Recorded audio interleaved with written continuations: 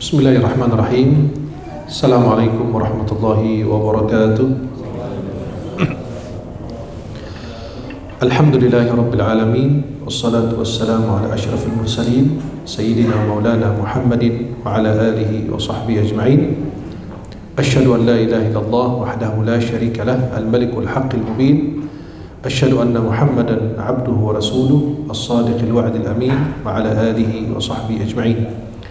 Para jemaah yang dimuliakan Allah, uhibbukum jami'an fillah, saya mencintai kalian semua karena Allah. Semoga Allah senantiasa mempertemukan kita di dunia dalam taat dan di akhirat di surganya Allah Subhanahu wa taala. Insyaallah malam ini tema kita atau kajian kita sangat kita butuhkan saat ini, karena dia membahas tentang satu bab yang sangat kita perlukan dalam keseharian kita, khususnya kalau kita selalu menghadiri majlis ilmu dan kajian-kajian rutin yang biasa kita hadiri. Para jemaah yang dimuliakan Allah Subhanahu wa taala, di dalam Islam kita mengetahui bahwa menuntut ilmu itu sebuah kewajiban bagi kita. Nabi bersabda, "Talabul ilmi fardhu ala kulli muslim." Menuntut ilmu itu wajib bagi setiap muslim. Allah berfirman, "Yarfa'illahu alladhina amanu minkum walladhina utul ilma darajat." Yarfa'illahu alladhina amanu minkum. Allah akan mengangkat derajat orang beriman. Walladhina utul ilma darajat, dan orang-orang yang berilmu beberapa derajat dibanding orang lain. Wa fadlul 'alimi 'alal 'abid, dalam hadis Rasulullah, keutamaan seorang alim dibanding orang abid ahli ibadah. Artinya yang orang cuma hanya ikut sholat, baca Quran, zikir, i'tikaf di masjid, beda posisinya di sisi Allah dibanding orang yang alim. Dan kita tahu hadis yang masyhur dari yang diriwayatkan Bukhari Muslim dari Abi Sa'id Al-Khudri radhiyallahu anhu. Kisah orang yang telah membunuh 99 orang. Dia membunuh 99 orang, lalu dia bertanya, "An a'lami ahli al-ard." Siapakah orang yang paling alim di muka bumi? Bayangkan, dia ketika melakukan kesalahan, dia cari ulama yang betul-betul memberi fatwa sesuai dengan aturan dan anjuran Islam. Maka para jemaah yang dimuliakan Allah, fasa'ala an a'lami ahli al-ard, dia bertanya tentang orang yang paling alim di muka bumi. Fadulla ala abid. Coba bayangkan, diberitahukan dan ditunjukkan ada seorang abid ahli ibadah, artinya dia rajin ibadah kayak kita ini, tapi dia bukan alim, tidak punya ilmu. Lalu dia bertanya, "Saya telah membunuh 99 orang, apakah saya ada taubat?" Akhirnya orang tersebut mengatakan tidak ada taubatnya, akhirnya dibunuh. Maka mencapai 100. Fasa'ala an a'lami ahli al-ard. Lalu dia masih juga penasaran terhadap kondisinya, masa Allah tidak menerima taubat saya? Fadulla ala alim, tadi abid ahli ibadah. Kemudian ditunjukkan ada seorang alim, orang alim yang berilmu. Kemudian ketika dia bertanya, "Saya telah membunuh 100 orang, apakah saya ada taubat?" Kata ulama tersebut, "Siapa yang menghalangi kamu dari bertaubat? Tapi tinggalkan negerimu, karena negeri negeri yang buruk." Kemudian orang tersebut melanjutkan dan meninggalkan negerinya dan menuju negeri yang baik dan meninggal di pertengahan jalan, dan kita tahu kelanjutan kisah atau hadis Rasulullah tersebut. Maka bayangkan bedanya orang alim sama orang abid. Kalau antum abid, ahli ibadah saja, tapi nggak tahu ilmunya, maka Imam Adz-Dzahabi mengatakan, "Al-jahilu la ya'rifu qadra nafsi, fa kaifa ya'rifu qadra ghairi." Seorang jahil yang bodoh tidak bisa menilai dirinya sendiri, apalagi menilai orang lain. Kemudian para jemaah yang dimuliakan Allah Subhanahu wa taala, menuntut ilmu itu sangat dianjurkan dalam Islam, agar kita beribadah berdasarkan apa maunya Allah, bukan apa maunya orang. Maka kita beribadah apa maunya Allah dan Rasulnya, karena Allah yang menciptakan kita dan Allah yang memberikan aturan. Ini halal, ini haram, ini boleh, ini tidak boleh. ini wajib, ini sunnah. Kita semua ikut aturan Allah. Allah berfirman, "Qul in kuntum tuhibbunallah fattabi'uni yuhibbukumullah wa yaghfir lakum dzunubakum wallahu ghafurur rahim." Katakanlah, in kuntum tuhibbunallah, kalau kalian mencintai Allah, fattabi'uni, ikutilah aku, kata Rasulullah. Yuhibbukumullah wa yaghfir lakum dzunubakum wallahu ghafurur rahim. Coba bayangkan para jemaah, kita beribadah semaunya Allah dan Rasulnya, bukan maunya diri kita atau fulan atau fulan atau fulan. Maka para jemaah yang dimuliakan Allah, majlis ilmu, malam ini kita bahas tentang keutamaan majlis ilmu dan adab-adabnya. Kalau keutamaan majlis ilmu mungkin kita sering dengar, tapi kalau adab-adabnya itu perlu kita membahasnya lebih teliti lagi agar kita bisa mengetahui bagaimana adab kita apabila berada di majlis ilmu. Majlis ilmu ini atau majlis zikir adalah majlis yang mulia dan majlis yang sangat bermanfaat bagi diri kita, dan majlis yang paling mulia di sisi Allah Subhanahu wa taala di antara majlis-majlis yang lain. Dan majlis ilmu ini adalah yang memberikan kehidupan untuk hati kita, memberikan cahaya di dalam kehidupan kita. Wa nama'ul lil iman, menambahkan keimanan kita. Antum selalu hadir majlis ilmu, kita bahas yang ilmu, yang isinya ilmu, bukan cerita dongeng, bukan kata fulan dan fulan, tidak, tapi ilmu betul-betul yang disampaikan adalah ilmu. Maka Allah akan menambahkan keimanan kita. Allah berfirman, liyazdadu imanan ma'a imanihim, agar iman mereka bertambah di samping keimanan mereka yang mereka sudah punya. Kita dalam akidah Ahlussunnah wal Jamaah, kita punya akidah al-imanu qaulun wa amal, yazidu wa yanqus, yazidu bil ta'ah wa yanqus bil ma'siyah. Iman adalah ucapan, perbuatan, dan ulama ada yang menambahkan wa i'tiqad, akidah. Iman qaulun wa amalun wa i'tiqad, ucapan, perbuatan, dan i'tiqad. Bertambah dan berkurang, bertambah dengan taat, berkurang karena maksiat. Maka kalau kita hadir majelis ilmu, iman kita bertambah otomatis. Kalau kita sering ke masjid, iman kita bertambah. Maka majelis ilmu ini akan menghidupkan hati kita. Sebagaimana athar atau riwayat dalam kitab Muwatta Imam Malik, Luqmanul Hakim mengatakan kepada anaknya, "Wahai anakku, hadirlah dan bergabung, bersimpuh di hadapan para ulama dan duduk di majelis ilmu." Kenapa? Fa innal qalba yahya binurul ulama kama tahya al-ardul maitatu buwabilis sama. Hati kita ini akan hidup apabila bertemu dengan ulama, duduk di majelis ilmu. Sebagaimana bumi ini kalau diguyur dengan hujan langsung hijau, hidup.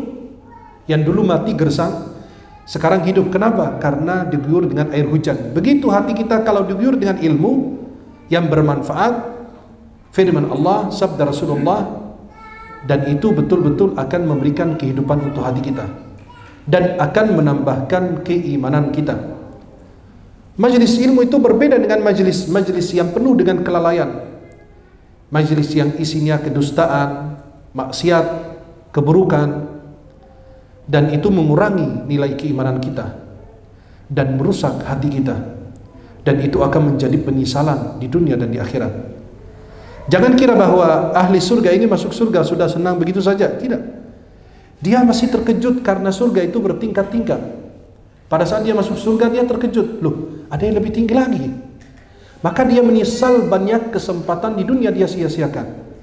Maka ada hadis sahih dari Ibnu Abbas, Nabi bersabda dalam Sahih Bukhari, "Ni'matani maghbunun fihima katsirun minan nas, as-sihha wal faragh." Ada dua nikmat yang sering dilalaikan manusia, ada nikmat sehat dan waktu luang.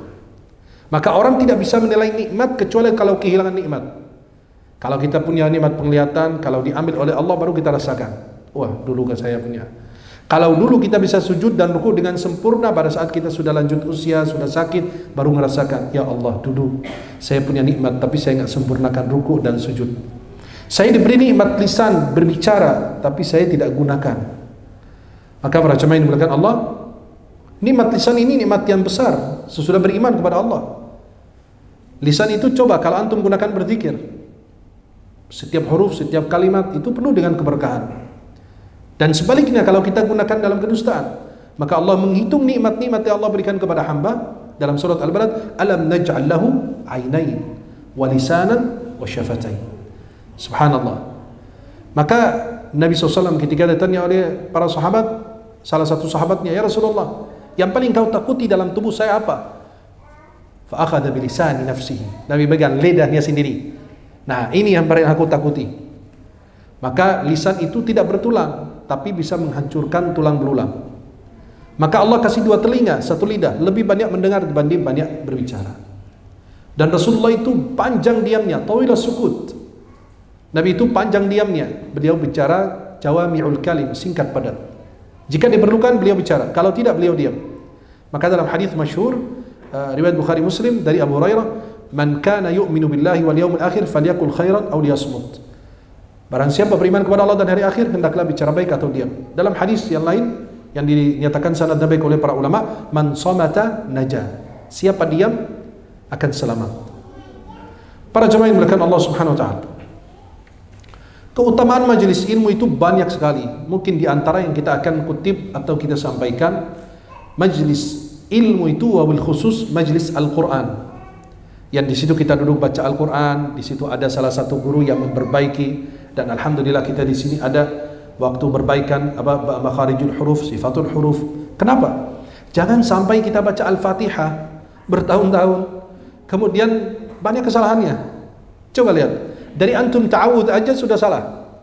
A'udzu billahi. Dari ta'awudznya aja salah. A'udzu itu dibacanya pakai dzal bukan zai. Kalau a'udzu pakai zai, aku butuh gangguan syaitan. Masya Allah.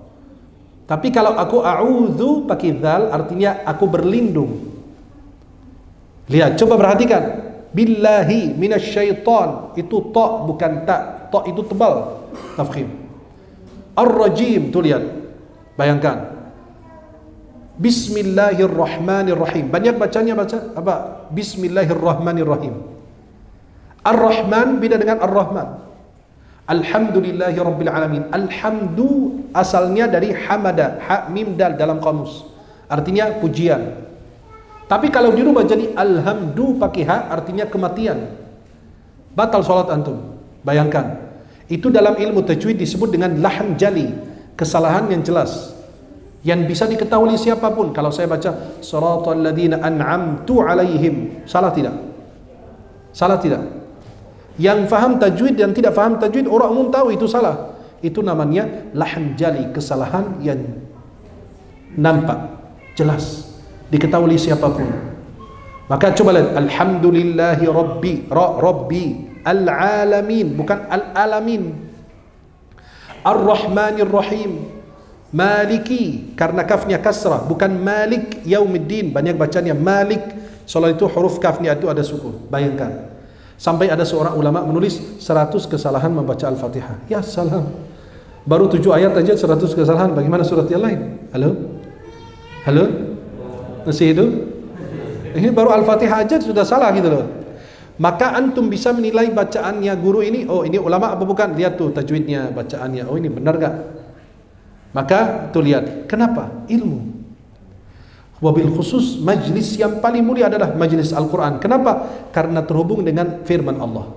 Semua yang berhubungan dengan firman Allah mulia. Ilmu tajwid mulia karena apa? Karena berhubungan dengan Al-Quran. Bahasa Arab mulia karena berhubungan dengan Al-Quran. Ilmu Quran yang berbicara tentang muhkam, mutasyabih, nasikh, mansukh, Makki dan Madani, itu namanya ilmu Al-Quran. Jelas? Ayat yang pertama turun, ayat terakhir turun, dan lain sebagainya. Itu namanya ilmu Al-Quran yang menyangkut Al-Quran. Itu artinya apa? Mulia. Kenapa? Berhubungan dengan Al-Quran. Ilmu tafsir mulia karena berhubungan dengan Al-Quran. Semua ilmu yang berhubungan dengan Al-Quran jadi mulia. Karena Al-Quran dibawa turun oleh Jibril alaihissalam. Karena Al-Quran mulia, jadi dibawa turun Jibril, maka menjadi malaikat paling mulia. Kemudian Al-Quran diturunkan ke Nabi Muhammad, jadi Nabi yang paling mulia. Kemudian Al-Quran diturunkan di bulan Ramadan, jadi bulan paling mulia. Sampai satu-satunya bulan yang disebut secara langsung dalam Al-Quran, Syahrul Ramadan alladzi unzila fihi Al-Quran. Malam Lailatul Qadar jadi malam mulia karena di dalamnya diturunkan Al-Quran. Umat Nabi jadi umat mulia karena diturunkan kepada mereka Al-Quran.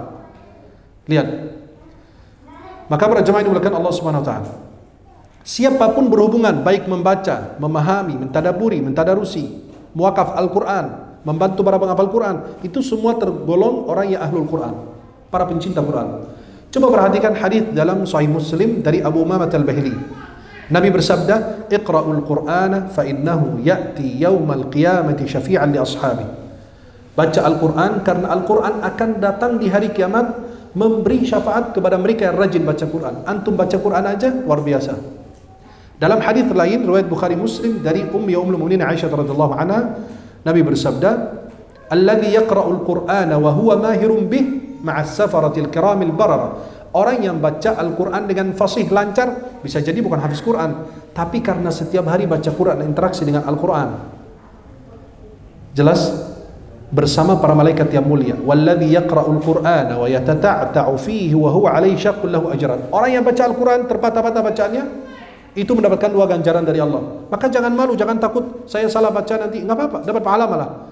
Tapi dengan catatan mau belajar, mau memperbaiki. Maka Imam Ibnul Jazari dalam kitab namanya Matan dalam ilmu tajwid, para penghafal Quran sudah tahu. Namanya Matnul Jazariyah atau Muqaddimah Al-Jazariyah. Imam Ibnul Jazari mengatakan wal akhdhu bit tajwid hatmun lazimun man lam yusahhih, dalam nuskah sebagian man lam yujawwidil Qur'ana athimun. Maka Allah berfirman warattilil Qur'ana tartila, baca Al-Quran dengan tartil. Setiap huruf diberi haqqah. Haqqah wa mustahaqqah. Dari gunna, iqlab, ikhfa dan lain sebagainya. Maka itu ilmu tajwid intinya, dasarnya adalah apa? Sifatul huruf, makharijul huruf, waqaf ibtida. Udah. Di mana kita mulai, di mana kita berhenti, itu namanya waqaf ibtida. Itu penting dalam ilmu tajwid. Kenapa? Itu penilaiannya besar. Kalau kita menilai para penghafal Quran atau orang yang ngambil sanad Quran sama kita, harus lihat dulu waqaf ibtidanya pas enggak. Tiba-tiba dia bilang apa? Ma arsalna mir rasul, berhenti. Itu namanya dalam ilmu tajwid waqaf qabih, waqaf jelek. Berhenti yang tidak baik. Kenapa? Dia bilang kami tidak pernah mengutus rasul. Maknanya luar biasa. Fawailul lil musallin, celaka bagi mereka yang salat. Wah, pada bubar semua salat. Kenapa? Celaka kita salat ngapain? Itu waqaf berhenti itu kalau kehabisan nafas, bersin dan lain boleh. Atau lagi ngetes, suruh anak baca, lanjut. Fawailul musallin, lanjut, itu boleh. Tapi kalau kita dalam salat fawailul musallin, berhenti kehabisan nafas, bersin dan lain, ulang lagi. Fawailul lil musallin alladzina hum an salatihim, celaka bagi mereka yang menunda-nunda salatnya. Dalam kitab Al-Kabair karangan Imam Zahabi, beliau menjelaskan di situ, kata Ibnu Abbas, bukan mereka meninggalkan salat secara keseluruhan, tapi mereka menunda-nunda waktu salatnya, ibadahnya, dapat celaka, apalagi sama sekali tidak mengerjakan salatnya. Naudzubillah. Para jemaah yang dimuliakan Allah Subhanahu wa taala. Maka kalau kita perhatikan ilmu tajwid itu, lihat, karena berhubungan dengan Al-Quran, maka majlis yang paling mulia adalah majlisnya Al-Quran. Kalau kita duduk membaca Al-Quran, setiap huruf dapat kebaikan. Saya mau bertanya, setiap proyek dan setiap PT perusahaan ada untung ada rugi, betul tidak? Ada untung ada rugi kan? Ada satu proyek yang tidak bakalan rugi. Apa? Proyek menghafal Quran. Gimana caranya? Kalau sampai menjadi hafiz Quran, keluarga Allah dan pilihannya. Hadis riwayat Imam Ahmad dan Ibnu Majah. Antum jadi hafiz Quran, keluarga Allah dan pilihannya, orang tinggi. Tapi kalau enggak sampai hafal Quran, berusaha menghafal berapa surat tapi gagal, kita tidak kenal gagal dalam Al-Quran. Kenapa? Karena setiap huruf dapat kebaikan. Jadi enggak rugi juga kan? Beda dengan urusan-urusan duniawi kita, usaha kita segala macam. Ada saat kadang-kadang untung, kadang-kadang rugi. Para jemaah dimuliakan Allah, majlis Al-Quran ini adalah majlis tempat turunnya ketenangan, rahmat Allah Subhanahu wa taala, dan dihadiri oleh para malaikat. Dalam hadis riwayat Imam Muslim dan Ibnu Hibban dari Abu Hurairah radhiyallahu anhu, Nabi bersabda, "Ma jalasa qaumun fi masjidin min masajidillah." Tidak ada berkumpul satu kaum di salah satu rumah Allah, yatluna kitab Allah, mereka membaca Al-Quran, wa yatadarasunahu bainahum, mereka mentadarusi maknanya, tafsirnya, tajwidnya dan lain sebagainya. Illa nazalat alaihimus sakinah, kecuali Allah turunkan apa? Sakinah, ketenangan. Wa ghasyiyatuhumur rahmah, mereka diliputi oleh rahmat Allah. Wa haffathumul malaikah, dinaungi oleh malaikat Allah. Kita mendapatkan naungan malaikat. Wa dzakarahumullahu fi man indah, Allah akan sebut nama kita satu persatu di hadapan para penghuni langit.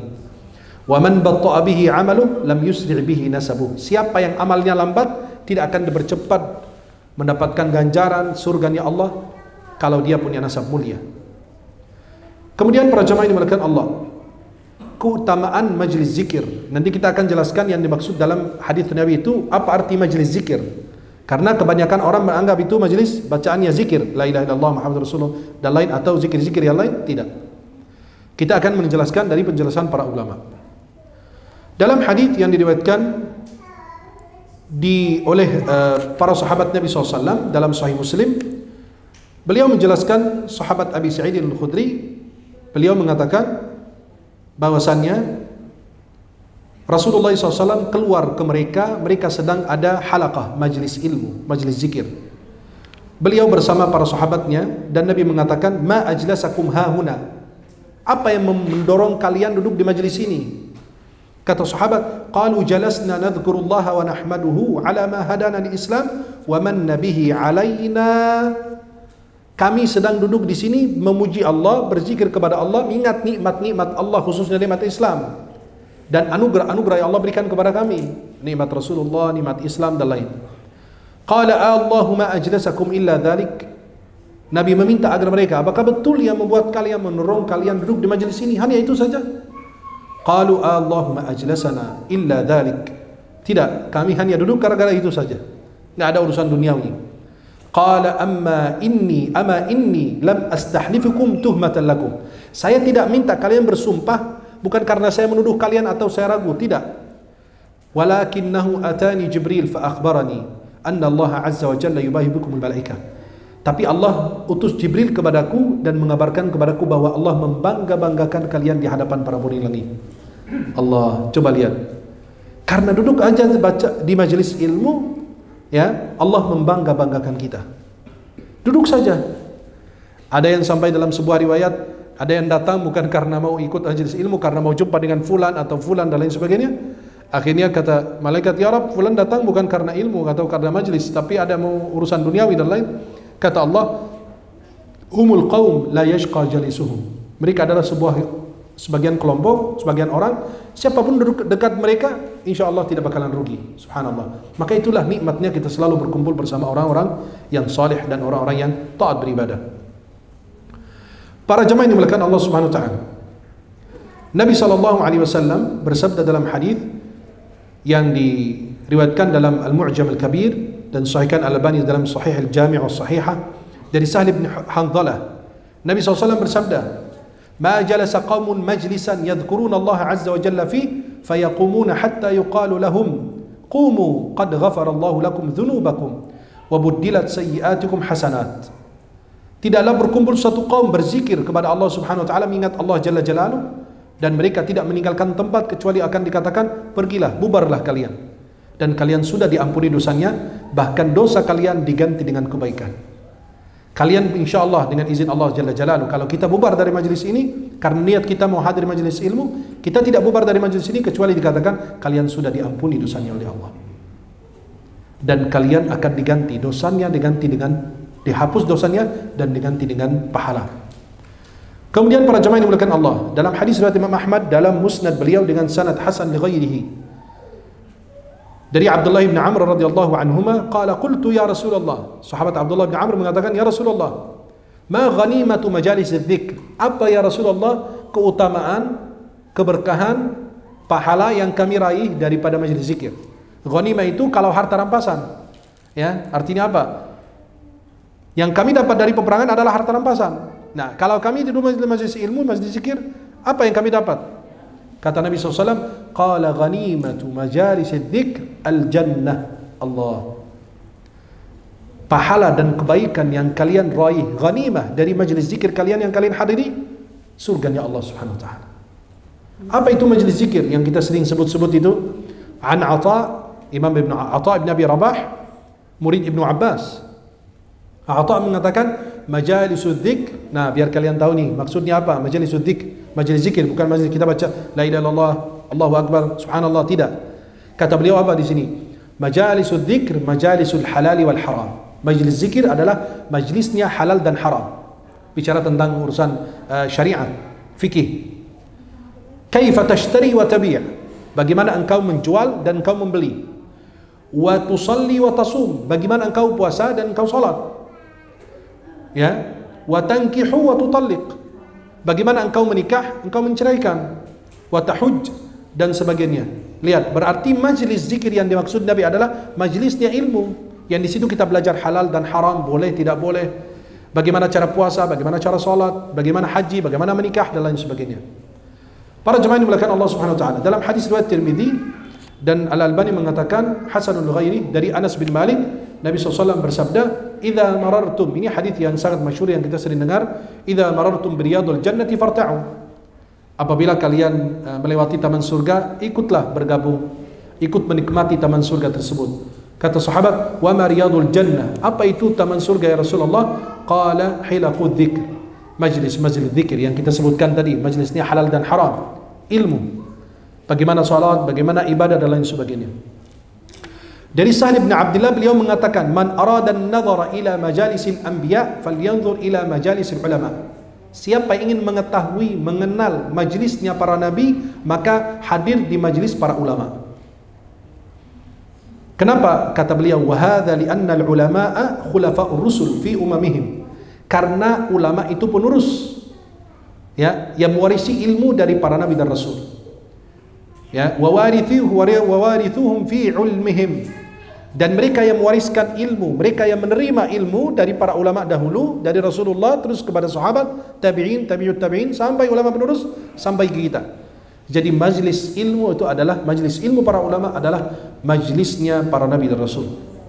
Artinya kemiriban, karena yang disampaikan adalah itu majlis ilmu. Seperti ada pernah cerita Abu Hurairah radhiyallahu anhu, diceritakan beliau ini lagi ke pasar. Orang lagi ngaji di masjid, baca hadis Nabi, belajar agama. Ini malah masjidnya sepi, gak segitu banyak orang, tapi malah beliau ke pasar ramai orang. Ketika beliau lihat di pasar, loh, orang pada ramai, masjidnya sepi, majlis ilmu. Apa kata beliau? Masa kalian lagi duduk kalian di pasar, warisan Rasulullah dibagikan di masjid? Orang dengar warisan kan harta, fulus, langsung kabur semua lari ke masjid. Pas mereka sampai ke masjid, wah ternyata kajian. Apa kata mereka? Gimana ini? Katanya ada warisan yang dibagikan. Kata beliau, itulah warisannya Rasulullah, ilmu, hadis Rasulullah. Itulah warisannya Rasulullah. Coba lihat para jemaah.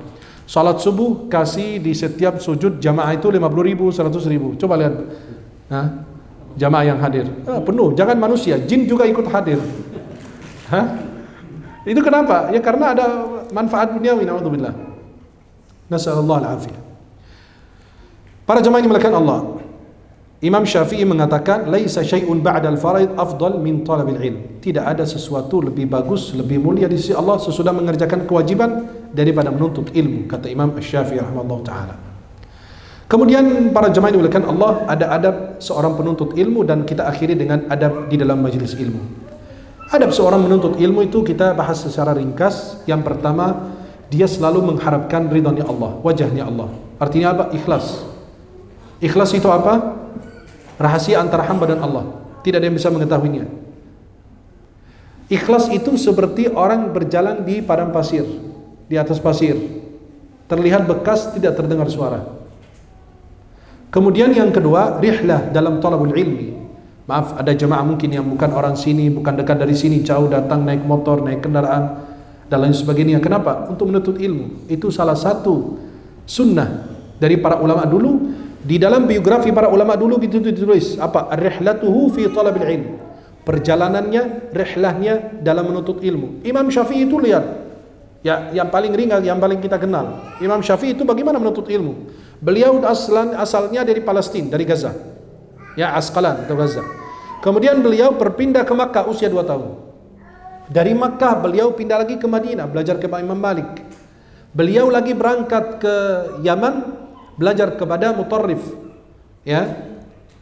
Nah, beliau belajar di Madinah, di Yaman. Kemudian beliau berangkat lagi ke Irak, belajar kepada Muhammad bin Hasan Asy-Syaibani, salah satu murid senior Imam Abu Hanifah. Kemudian beliau berangkat lagi ke Mesir. Beliau balik lagi ke Irak, 2 kali masuk Irak, 2 kali masuk Mesir. Terakhir kali pas masuk Mesir kata beliau, nampaknya saya masuk Mesir ini ajal saya udah habis di sini. Akhirnya beliau lahir 150 Hijriah. bahwa wafat 204 Hijriah, beliau dikubur di Mesir. Ya, maka subhanallah Imam Syafi'i rahimahullah taala itu rihlah, artinya melakukan perjalanan. Dan semua ulama ahli hadis, ahli fikih, ahli tafsir semua melakukan perjalanan. Kenapa? Dia harus datang ke ilmu. Kalau dulu ilmu yang kita hampiri, sekarang ilmu yang menghampiri kita. Dulu ilmu ulama kita cari, sekarang ya alhamdulillah Allah kasih fasilitas, mereka bisa mendatangi kita dekat rumah kita, dan itu nikmat besar. Apalagi sekarang sampai nonton apa siarannya di YouTube atau di mana, subhanallah, itu nikmat. Saya pribadi ikut banyak kajian-kajian ilmiah yang disiarkan secara langsung apa di YouTube gitu. Ya, itu kenapa? Itu nikmat dari Allah Subhanahu wa taala yang wajib kita syukuri. Dulu mereka susah dapat hal demikian. Ya. Dulu Jabir bin Abdullah beli satu onta untuk apa? Untuk mencari satu hadis, berjalanan 1 bulan. Dan hadis ini masyhur dalam Musnad Imam Ahmad. 1 bulan melakukan perjalanan untuk satu hadis. Sekarang Masya Allah, antum ini duduk enak, dikasih AC, dikasih karpet, dikasih nikmat sama Allah Subhanahu wa taala, itu lengkap. Tapi sayang sekali banyak orang yang kadang-kadang mensia-siakan kesempatan tersebut. Kemudian para jemaah yang dimuliakan Allah, dalam seorang penuntut ilmu itu berusaha mencari sanad tertinggi. Artinya apa? Kalau kita ngambil sanad Quran ini, gini ceritanya. Ada sanad ali, ada sanad nazil. Sanad ali itu sanad tinggi. Artinya gini, makin dekat dengan Rasulullah itu disebut sanad tinggi. Contoh, ketika saya mengambil sanad Quran antara saya dan Rasulullah, mungkin saya yang ke-28, ke-29. Tapi kalau makin pendek sanadnya, artinya antara saya dan Nabi, itu disebut sanad tinggi. Seperti dari saya ke Imam Bukhari, Sahih Bukhari. Saya punya sanad. Nah, kita lihat dulu perawinya dari Imam Bukhari sampai saya berapa orang. Saya punya sanad ke Imam Nawawi, berapa? Nanti kita lihat. Makin sedikit perawinya atau ulamanya, berarti itu disebut dengan sanad tinggi. Dan itu kita kejar. Saya dalam satu kitab kadang-kadang 4 sanad. Ya mungkin antara saya dan penulisnya itu 20 orang, yang kedua itu 15 orang, yang kedua itu, yang ketiga itu 13 orang, dan lain sebagainya. Dan kita berusaha mencari tertinggi. Kitab Syama'il Muhammadiyah itu saya punya hampir 4 atau 5 sanad. Syama'il Muhammadiyah karangan Imam Tirmidzi. Sahih Bukhari juga demikian. Kitab Al-Adabul Mufrad Imam Bukhari. Kitab Sahih Muslim dan lain sebagainya. Itu kita kejar. Kalau ada ulama punya sanad lebih tinggi, kita kejar, duduk. Khatam Sahih Bukhari itu bukan sejam 2 jam, bisa berhari-hari. Kita diam di dalam masjid, bayangkan. Cuma hanya mendengarkan hadis yang disampaikan daripada Sahih Bukhari atau Sahih Muslim dan lain sebagainya. Kemudian para jemaah yang dimuliakan Allah, seorang penuntut ilmu itu jangan terlalu kenyang. Ya kalau penuntut ilmu ya, kalau kita kan masih awam kita kan. Ya artinya yang penuntut ilmu artinya yang di pesantren-pesantren, kenapa dikasih porsi kecil? Halo? Ya kenapa? Karena kalau dia makan banyak repot. Nggak bangun tahajud, nggak hafal, nggak, lama-lama jadi blow on gitu kan. Kan begitu orang-orang yang mesti makan. Ya kalau kita kan beda. Sekarang bangun tidur garuk perut, mau sarapan apa? Nah, beda dengan anak Jepang, bangun tidur garuk kepala, mau mikir hari ini mau ciptakan apa, mau buat apa gitu loh. Ya, beda dengan anak-anak kita sekarang. Ya bangun tidur cari handphone, kemana HP saya? Nah dan lain sebagainya. Kemudian para jemaah dimuliakan Allah, beradab ketika menuntut ilmu bersama guru-gurunya. Yang terakhir yang saya ingin sampaikan adalah adab di dalam majelis ilmu. Tolong diperhatikan karena ada banyak catatan di dalam adab ini agar kita terus senantiasa memperhatikannya. Ada adab sebelum kita duduk di majelis ilmu, dan ada adab ketika sudah di majelis ilmu, dan ada adab ketika bubar dari majelis ilmu. Coba lihat. Kan biasanya ustaz-ustaz itu sampaikan adab di majelis ilmu saja. Enggak. Kita bagi jadi berapa? 3. Adab ketika antum menuju ke majelis ilmu, adab ketika antum di majelis ilmu, dan adab ketiga adalah ketika antum selesai bubar dari majelis ilmu. Yang pertama, adab sebelum kita duduk di majelis ilmu, pertama niat yang baik, ikhlas semata-mata karena Allah. Yang kedua, mengatur waktu, jangan sampai waktu kita melampaui batas sehingga ketinggalan pelajaran-pelajaran, kajian-kajian. Kita ngejar dunia sehari 8 jam untuk kerja, 8 jam untuk tidur. Masa buat Allah saja salat kita setengah jam sehari. Masa Allah itu nggak dikasih setengah jam lagi? Jadi sehari 1 jam, 2 jam. Sisanya silakan untukmu selama boleh dan halal. Ya, di luar ibadah gitu. Jadi kalau sehari aja kita kasih ada kajian dekat rumah, setengah jam aja hadir, 1 jam hadir, luar biasa. Maka kalau bisa seorang sebelum datang ke majelis ilmu mengatur waktunya. Jangan sampai ketinggalan pelajaran. Kemudian yang ketiga, mencari majelis orang yang alim, ya, orang yang alim yang disampaikan itu ilmu, bukan cerita-cerita yang membuat menghibur kita. Kan sebagian jamaah begitu, undang ustadz penceramah, habis itu ustadznya pergi, ditanya jamaahnya, gimana ustadznya? Wah lucu banget ustadz. Lah, ente pakai ustadz apa pakai badut? Apa? Nah, ini kan ustadznya kan makin bisa menghibur jamaah, makin mahal dan makin bagus. Betul nggak? Saya kenal tuh ada ustadz, ya, sekali diundang 30 juta, tapi apa kerjaannya? Gak ada satupun hadis Rasulullah yang disampaikan, ya, malah dusta semua ceritanya. Dari mana ini orang dapat cerita, ya? Akhirnya apa? Dibayar mahal untuk apa? Menghibur orang, ya. Saya kemarin tuh baru, ya begitulah, banyak pengalaman gitu kan. Tiba-tiba kita diundang, loh ada fulan, ngapain ini? Tapi tiba-tiba, maaf, jamaah itu ngakak terus, ketawa dari awal sampai akhir. Sampai ada teman saya bilang, ya Allah, bayar mahal cuma panggil ini badut ini. Dari awal tidak ada satupun hadis yang dia baca. Malah yang cerita apa? Dongeng. Apa kata dia? Nabi tidak lahir seperti kita. Nabi lahir itu sesar. Loh, hebat sekali. Ilmunya dari mana ini Ustaz ini? Ya, bingung. Saya cari di kitab mana, itu gak ada gitu loh. Ya, maka itulah subhanallah. Maka cari majelis yang betul-betul antum hadir, pulang, ada yang dibawa ilmu walaupun sedikit. Ya. Kemudian para jamaah yang dimuliakan Allah, apabila sebelum datang ke majelis ilmu atau ketika mendatangi majelis ilmu, antum meminta izin. Contoh, karena tidak semua kajian itu ada di masjid. Betul? Kadang-kadang di sebagian rumah warga, teman, sahabat, ada kajian-kajian yang terbatas berapa orang gitu. Ya, itu kita meminta izin pada saat hadir, memberitahukan pemilik rumah apabila, kecuali kalau dia bilang terbuka untuk umum. Tapi kalau terbatas, kita minta izin dulu, boleh nggak saya hadir kajian? Itu kan ada adabnya kan, karena kita bicara adab. Kemudian yang berikutnya, pada saat dia masuk ke dalam majelis, dia masuk dan memberi salam terlebih dahulu. Ya, pada saat masuk majelis memberi salam. Kata Syekh bin Utsaimin rahimahullah taala, al-aula lil insani alla yusallima, ya alla yusallima idza kana yaqta'uhum 'an darsihi aw yujibu at-tashwish 'alaihim. Kata beliau Syekh bin Utsaimin, kalau dia masuk majelis ilmu, kalau dia akan mengganggu pelajaran dan kajian, maka jangan salam. Ya. Tapi kalau tidak mengganggu, maka boleh membaca salam dan mengucapkan salam, dan mereka menjawab. Kalau salah satu orang yang hadir menjawab salam, sudah lebih dari cukup. Ya. Kemudian berikutnya, jangan menggunakan salam untuk orang khusus. Masuk majelis kadang-kadang, Assalamualaikum Ustaz Fulan gitu kan. Padahal banyak ustaz atau banyak jamaah yang hadir, Assalamualaikum Pak Haji Fulan gitu kan. Itu nggak boleh. Itu salam khusus tidak. Kenapa? Yang lain tersinggung kan. Kayak mengkhususkan seseorang di antara yang lain hadir, itu nggak boleh. Islam itu menjaga perasaan kita. Kemudian para jemaah pada saat masuk majelis itu wajahnya cerah ceria, senyum. Kadang-kadang masuk majelis bawaannya apa? Hutang, beban kerjaan. Enggak, masuk majelis itu senyum. Kenapa? Menghibur, menyenangkan hati orang. Kan sedekah juga gitu. Halo? Sedekah, antum senyum itu menghadap saudaramu sedekah, tapi jangan kotak infak disenyumin gitu. Kotak infak lewat disenyumin gitu kan, lewat gitu. Kan sedekah katanya. Enggak, kalau kita berhadapan dengan orang lain, kita senyum dan itu dihitung sedekah. Masuk majelis ilmu menyenangkan hati orang yang hadir. Kemudian para jamaah yang dimuliakan Allah Subhanahu wa taala, duduk di mana Anda dapat tempat duduk. Saya pernah di salah satu masjid, unik memang ceritanya itu, tapi itu kenyataan. Saya mau ngisi khutbah Jumat di masjid tersebut, akhirnya ternyata salah satu menteri akan hadir. Saya bilang sama kata panitia, Syekh Afwan, kami undur azan dulu. Loh, kenapa kata saya? Karena Pak Menteri Fulan mau hadir. Oh gitu. Silakan antum undur azan, ana pulang. Janganlah gitu Syekh. Ini kan nunggu tamu kita. Kalau beliau itu punya patwal, busway halal buat beliau, bahu jalan tol halal buat beliau kan?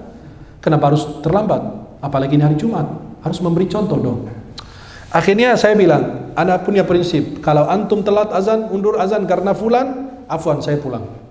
Dan ana nggak usah diundang di sini lagi, nggak usah datang lagi. Ya kan apa? Jual agama saya untuk apa? Akhirnya ya kata mereka, waduh repot nanti gimana ya? Ya udah kami azan aja tepat waktu. Saya naik ke mimbar. Khutbah pertama selesai, si almarhum belum datang, menterinya. Maksud saya almarhum yang dirahmati Allah, beliau masih hidup.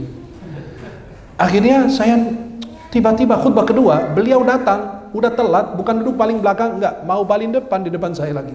Innalillahi wa inna ilaihi raji'un. Astagfirullah, pusing saya kan.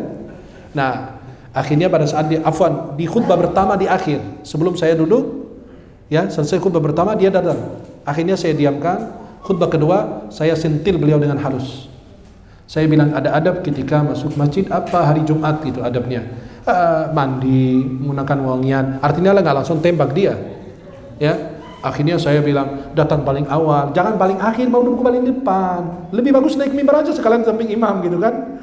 Beliau kayak ini lihat saya gitu kan, karena saya bukan anak buah dia, saya nggak perlu takut. Saya nggak bisa dicopot sama dia. Betul nggak? Sekarang main copot-copot aja itu urusan mereka, anak buahnya. Kalau saya bukan anak buah dia, maka saya membayangkan yang benar, tapi dengan cara yang baik, dengan bijaksana. Akhirnya beliau selesai sholat Jumat, datang menghampiri saya, minta maaf. Nggak usah minta maaf sama anak. Anak itu di mimbar sendiri kok, anak sultan di atas, di depan. Antum kan minta maaf sama yang antum langkahin tadi gitu loh. Jamaah-jamaah yang antum datang belakangan, kemudian antum hadir. Harapan anak Pak, kalau antum mau datang paling awal gitu kata saya. Udah akhirnya pergi, selesai. Kenapa? Alhamdulillah saya tidak menjual agama saya dengan hal demikian.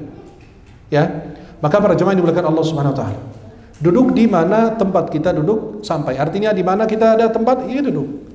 Tapi maaf, ada pertanyaan. Kalau kita mau masuk sholat Jumat, ya, kemudian di situ ada space gitu di depan, ada tempat kosong, ya.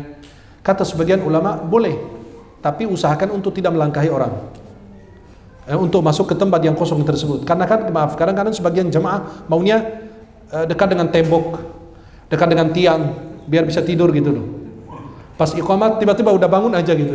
Subhanallah, ajaib. Dari khutbah awal sampai akhir, maka tidur paling nyenyak jamaah pada saat Jumatan. Sampai ada teman anak cerita lucu, katanya ada orang non muslim susah tidur katanya. Dia suruh masuk Islam, ajak ke masjid salat Jumat, tidur di masjid. Wah, ketularan juga dia. Hah? Maka coba lihat, kadang-kadang maaf ya, masuk masjid cari apa? Tembok, tiang, bersandar kepada selain Allah, musyrik. Nauzubillah. Ya. Kecuali yang bersandar ini kan kelihatan tua-tua gitu, kan masalah. Ya. Kita juga kalau lagi capek gitu bersandar. Maka para jemaah yang dimuliakan Allah Subhanahu Wa Taala, coba perhatikan. Kalau kita ada di tempat space di depan saf pertama, apalagi kita ngejar saf pertama, tiba-tiba kok kosong, nggak ada orangnya, nggak ada yang ngisi, boleh kita masuk tanpa melangkahi orang. Ya. Yang kedua, kalau melangkahi orang ketika Jumatan makruh. Kalau melangkahi orang hukumnya.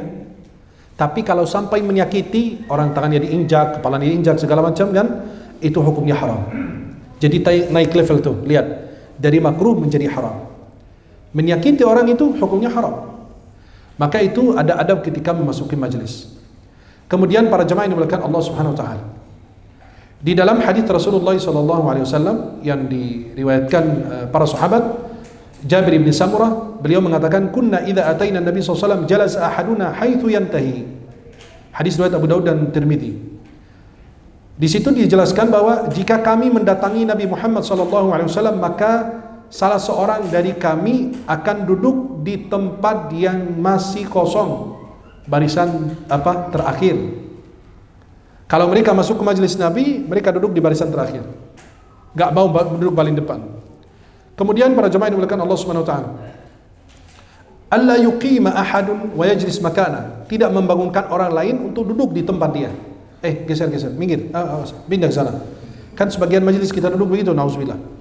Ya, fulan datang diusir orang untuk fulan duduk, itu kurang pantas. Dan itu ada hadis dalam Sahih Muslim, saya bacakan, janganlah seorang membangunkan orang lain dari tempat duduknya kemudian dia duduk di situ. Ya.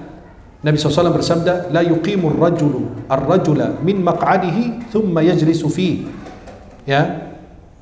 Maka kita perluas saja, kita geser, kalau seandainya masih ada space kita geser. Tapi jangan membangunkan orang dari tempat duduk kemudian antum duduk di situ. Maka Ibnu Umar, beliau pada saat ada orang berdiri membiarkan tempat beliau untuk Ibnu Umar, beliau tidak mengambil. Kenapa? Dilarang oleh Rasulullah. Ya. Kemudian para jemaah yang dimuliakan Allah Subhanahu Wa Taala, tidak duduk di tengah-tengah majlis. Nabi SAW, Rasulullah melaknat orang yang duduk di tengah-tengah majlis. Kan dulu halaqah itu lingkaran, Ada orang yang duduk di tengah gitu loh. Walaupun hadis ini riwayat Abu Daud dan Tirmidzi, sebagian ulama mendhaifkan, seperti Syekh Al-Albani mengatakan dhaif. Tapi kata Al-Albani, kalau itu sahih, yang dimaksud, kalau seandainya hadis ini sahih, yang dimaksud oleh Nabi melaknat orang yang duduk di tengah majlis karena mengganggu orang. Kan maaf, kalau kita duduk berhadap-hadapan, baca segala macam, kan saling melihat, saling mandang gitu kan, tiba-tiba ini di tengah, tidak, kita terganggu. Atau dia mengatakan bahwa maksudnya itu adalah orang yang duduk dan ingin menunjukkan dirinya, saya datang loh ya, saya fulan hadir di tengah gitu kan. Artinya menunjukkan identitasnya itu, dan kurang pantas. Kemudian para jemaah yang dimuliakan Allah Subhanahu wa taala, memilih majlis-majlis ilmu yang bermanfaat, bukan majlis-majlis yang membawa mudarat bagi dirinya. Kemudian tidak duduk antara dua orang kecuali dengan izin mereka. Contoh, ada orang duduk lagi di begini, ya, kanan-kanan dipisahkan, apalagi Jumatan kan, tiba-tiba kita masuk, Pak, geser sedikit. Nah, itu dia harus dengan izin dia. Nabi SAW bersabda, la yahillu li rajulin ay yufarriqa baina itsnaini illa bi idznihima. Hadis riwayat Tirmidzi dan sahihkan Al-Albani. Tidak boleh bagi seseorang untuk memisahkan antara dua orang, yakni tempat duduknya, kecuali dengan seizinnya. Itu lihat adab majlis. Kadang-kadang mungkin kita sering melanggar hal demikian, kita tidak sadar bahwa itu tidak termasuk adab. Jangan sampai keluar dari majlis pada saat masuk tamu baru, agar dia tidak salah paham. Maaf, kita lagi di majlis, tiba-tiba ada orang masuk, kita langsung pergi. Jangan. Kenapa? Jaga perasaan dia. Jangan-jangan sebab dia datang, ente pergi. Walaupun maaf, ada yang sakit segala macam, kan orang nggak tahu kan? Halo? Jangan sampai orang datang, kemudian kita pergi. Ya, jangan sampai orang masuk, tiba-tiba kita bubar. Nah, berarti itu jangan-jangan, atau ada orang pergi, jangan-jangan, oh dia nggak suka sama saya, atau jangan-jangan ada masalah, jangan-jangan ada apa. Jadi menimbulkan kecurigaan orang tersebut, atau membuat hatinya sibuk. Ini kenapa dia pergi kok? Apa dia? Oh, jangan-jangan gara-gara persoalan kemarin gitu loh. Maka lebih bagus hindari hal demikian. Kalau seandainya mau ke WC, tunggu dulu 2 menit, 1 menit atau sebentar gitu kan, sambil dia duduk, salaman, ngobrol segala macam, habis itu antum pergi. Biar apa? Menjaga perasaan saudara kita. Kemudian para jemaah yang dimuliakan Allah, ini adab ketika mendatangi majlis. Kemudian adab ketika berada di majlis. Kalau antum sudah duduk, udah di dalam majlis nih. Yang pertama, duduk dengan baik. Kenapa? Tawadu dalam majlis. Kemudian tidak bermain-main dengan sesuatu yang menyibukkan dirinya dan kadang-kadang mengalihkan pandangan orang dari pengajian ke dia. Kan ada sebagian orang duduk sambil mainin jarinya, bunyi gitu, gitu kan, mainin handphone, bunyi apa gitu kan, main game segala. Jadi mengalihkan pandangan. Artinya apa? Bermain-main dengan sesuatu yang sia-sia, tidak bermanfaat, sehingga mengalihkan pandangan orang dari pengajian ilmu yang bermanfaat kepada hal yang sia-sia. Ya. Maka pada saat kita lagi duduk, maaf ya, kadang-kadang coba lihat, kalau lagi ada majelis, tiba-tiba ada yang melakukan sesuatu, semua pandangan orang kiri ya gitu loh. Jadi semua mengalihkan pandangan daripada kajian kepada hal yang sia-sia, dan itu kurang pantas dilakukan. Kemudian para jemaah yang dimuliakan Allah, memilih kata-kata yang baik. Kalau berbicara sebagai jemaah atau sebagai penceramah, itu memilih kata-kata yang baik, dan itu dalam Islam banyak sekali dalil-dalil hal demikian, kita sudah sampaikan juga di awal. Kemudian mendengarkan dengan baik. Ya, mendengarkan kajian tersebut dengan sesama dengan baik. Coba lihat para sahabat seperti Abi Sa'id Al-Khudri mengatakan, kunna julusan fil masjid idh kharaja Rasulullah sallallahu alaihi wasallam fajalasa ilaina faka'anna ala ru'usina at-tayr la yatakallam ahad minna. Apa kata Abi Sa'id Al-Khudri? Kami sedang duduk di masjid dan Nabi keluar bertemu dengan kami. Nabi menghampiri kami. Sampai apa? Fajalasa ilaina. Nabi duduk bersama kami. Faka'anna ala ru'usina at-tayr la yatakallamu ahadun minna. Nabi pas datang, semua sahabat diam, seperti ada burung di atas kepala mereka takut terbang. Gak ada satupun yang berani berbicara. Dan itu majlis Rasulullah. Setiap Rasulullah ada bersama para sahabat, Nabi SAW apabila memasuki majlis, sahabat itu menundukkan kepala mereka seperti ada burung di atas kepala mereka takut terbang. Dan tidak ada yang berani berbicara di hadapan Nabi tanpa izin. Dan tidak ada yang berani bertengkar di hadapan Rasulullah. Apabila Nabi berbicara, mereka diam semua. Kalau Nabi selesai berbicara, mereka berbicara. Nabi SAW kalau selesai bicara baru mereka bicara. Kalau Nabi memerintahkan mereka berebut siapa melaksanakan perintahnya. Adab. Karena Rasulullah memperlihatkan hal demikian pada dirinya ketika melakukan adab demikian kepada para sahabat. Seperti cerita-cerita yang kita sering dengar dari para ulama seperti Ar-Rabi' bin Sulaiman. Apa kata beliau? Wallahi ma ijtara'tu an ashraba al-ma'a wasy-Syafi'i yanzur ilayya haibatan lah. Ar-Rabi' bin Sulaiman ini murid Imam Asy-Syafi'i. Beliau yang menulis kitab karangan Imam Syafi'i. Karena Imam Syafi'i tidak menulis kitab tapi ditulis oleh Ar-Rabi' bin Sulaiman, muridnya di Mesir. Karena itu disebut dengan mazhab baru. Imam Syafi'i di Masjid Al-Fustat atau Masjid Amr bin Al-As, masjid pertama dibangun di Afrika di Mesir. Itu di Masjid Amr bin Al-As, Imam Syafi'i menyampaikan fikihnya, ilmunya, mazhabnya ditulis oleh Ar-Rabi' bin Sulaiman. Ya. Maka di situ beliau merangkum dan ditulis, dan itu kitab rujukan mazhab Syafi'i. Beliau mengatakan, demi Allah, aku tidak pernah atau tidak berani meminum air dalam keadaan Asy-Syafi'i melihatku, ya, karena segan kepadanya. Maaf, guru saya atau Imam Syafi'i sedang memandang saya, memperhatikan saya minum air enggak, saking segannya beliau. Seperti juga yang terjadi bersama Imam Asy-Syafi'i ketika beliau melakukan hal demikian bersama gurunya Imam Malik. Beliau mengatakan, dulu aku membolak-balikan kertas di depan Malik dengan sangat lembut karena segan pada Imam Malik dan supaya dia tidak mendengarnya. Kan gini, kadang-kadang orang kalau nulis kadang-kadang gitu kan? Enggak. Imam Syafi'i aja membolak-balikan halamannya aja dengan lembut, takut terdengar oleh Imam Malik dan takut mengganggu beliau. Sampai Imam Syafi'i begitu sama gurunya, tuh lihat muridnya Imam Syafi'i begitu sama beliau. Kan ada begitu terus menerus itu terjadi bagi diri kita. Kemudian para jamaah yang dimuliakan Allah, jangan mengambil porsimu di dalam majelis ilmu. Contoh, ada sebagian majelis ilmu atau kajian, kadang-kadang ada salah satu jamaah yang mungkin banyak pertanyaan, mungkin bawa 10 pertanyaan dari rumah. Kan ustadznya atau penceramahnya kasih kesempatan untuk tanya jawab. Tiba-tiba dia yang bertanya 10 pertanyaan. Kasihan yang lain gitu kan? Ya, maka jangan mengambil itu untuk dirimu sendiri. Kasih kesempatan untuk yang lain untuk mereka bisa bertanya. Kemudian para jemaah yang dimuliakan Allah Subhanahu wa taala tidak memotong pembicaraan penceramah atau pengisi kajian. Karena itu tidak termasuk dari adab majelis ilmu. Kenapa? Biarkan dia berbicara dulu. Nanti kalau dia selesai baru kita boleh diskusi, boleh berdebat, boleh silakan. Tapi jangan memotong pembicaraannya. Dan kita tahu kisah Rasulullah SAW sama Utbah ibn Rabi'ah ketika menawarkan sesuatu kepada Rasulullah SAW, ya, untuk meninggalkan agama Islam dan dakwah Islam. Kata Nabi SAW apa? Qul ya Abul Walid asma'. Kan Abul Walid ini datang kepada Nabi SAW, mau bicara kepada Rasulullah. Kata Nabi, ya udah bicara, saya dengar. Kemudian ketika beliau selesai bicara, kata apa? Hatta idza faragha qala lahu Nabi, aw qad faragta ya Abul Walid? Sudah selesai bicara? Ya, baru saya boleh bicara. Qala na'am, qala fasma' minni. Dengarkan dari saya. Nabi memberi peluang orang lain bicara padahal kafir, agar Nabi meninggalkan dakwah Islam. Kata Nabi, silakan bicara, saya dengar. Selesai, kata Nabi apa? Aw qad faragta ya Abul Walid? Sudah selesai ya Abul Walid? Ya, na'am. Qala Nabi berkata, bersabda SAW, fasma' minni. Ya udah, dengarkan dari saya sekarang. Gantian. Ini kadang-kadang lagi ngobrol, yang ini potong, yang ini potong. Kita nggak tahu yang mana yang benar itu. Yang mana yang ini gitu kan? Itu ada adabnya. Maka ketika di majelis ilmu, biarkan pengisi kajian menyampaikan ilmu. Nanti ada peluang, ada waktu bisa berdiskusi. Kalau tidak dikasih kesempatan, hampiri ustadznya, selesai kajian baru Anda bertanya.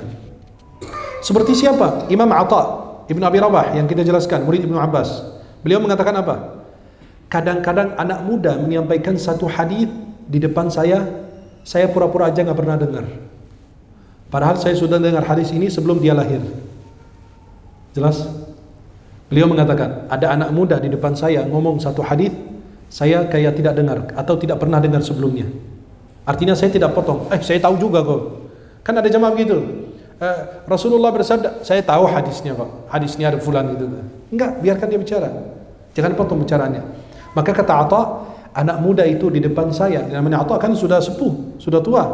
Dia melihat anak muda menyampaikan satu hadis, kata beliau, seperti saya tidak pernah dengar hadisnya. Saya diam dengerin. Padahal saya sudah dengar hadis ini sebelum si bocah ini lahir. Itu adab, lihat bagaimana adab mereka. Kemudian para jemaah yang dimuliakan Allah mengingkari kemungkaran di dalam majlis apabila tidak terjadi mudarat lebih besar. Kalau ada kemungkaran di dalam satu majelis, satu pertemuan, sampaikan. Mengingkari kemungkaran tersebut, tapi jangan sampai terjadi mudarat lebih besar. Tapi dengan syarat-syaratnya. Antum sudah punya ilmunya, sudah tahu bahwa itu yang antum dakwahi itu betul. Jangan mendakwakan sesuatu yang tidak ada dalam agama atau tidak punya ilmunya. Itu berbahaya bagi diri Anda. Atau terjadi mudarat lebih besar. Maka kata ulama, apabila kita mengingkari sebuah kemungkaran dan terjadi kemungkaran lebih besar, maka tidak boleh kita mendakwah. Kita diamkan dan mengingkari dengan hati kita. Kemudian yang terakhir, para jamaah yang dimuliakan Allah, adab selesai dari majelis. Artinya adab menuju ke majelis, adab ketika berada di majelis ilmu. Yang terakhir, adab selesai dari majelis ilmu atau bubar dari pengajian atau majelis ilmu. Yang pertama, mengamalkan apa yang Anda dengar. Diamalkan. Kenapa? Al-ilmu bila amal kasyajarin bila thamar. Ilmu tanpa diamalkan seperti pohon tanpa berbuah. Tidak ada buahnya, tidak ada hasilnya, tidak ada manfaatnya. Kemudian yang kedua, mendakwahi orang lain hadir di pengajian majelis ilmu tersebut. Kenapa? Menyertakan orang lain dalam kebaikan. Ajak saudaramu, sahabatmu. Ada kajian malam ini, terus ada kajian subuh, atau ada sholat tahajud berjamaah. Ayo antum ajak, ya. Atau ada majelis Quran, berbaiki bacaan Al-Quran. Ayo ajak. Kenapa? Antum share aja informasi, itu bagian pahala. Nabi SAW dalam hadis Sahih Muslim, la ayyahdiyallahu bika rajulan wahidan khairul laka min humurun ni'am. Seandainya orang satu mendapatkan hidayah melalui engkau, wahai Ali, itu berkata Rasulullah kepada Ali bin Abi Thalib, itu lebih bagus daripada onta merah. Onta merah itu paling berharga bagi orang Arab. Kemudian yang terakhir, mendoakan saudaramu, ya, yang jauh dari Allah biar dekat, yang dalam maksiat biar diberi hidayah oleh Allah Subhanahu wa ta'ala, dan mendoakan gurumu agar Allah senantiasa memberikan hidayah, taufiknya, Allah membimbing beliau menyampaikan yang hak kepada kita, kemudian Allah menutupi aib-aibnya daripada kita. Maka para ulama dulu gitu, mendoakan guru-gurunya agar Allah menutupi aibnya. Kenapa? Biar dia cuma hanya mendapatkan yang baik-baik dari gurunya dan ilmu yang bermanfaat darinya. Wallahu ta'ala a'la wa a'lam shawab. Terima kasih, jazakumullah khairan, sahabat-sahabat semuanya sudah mengikuti channel YouTube saya. Semoga yang kami tayangkan itu bermanfaat. Jangan lupa share, like, dan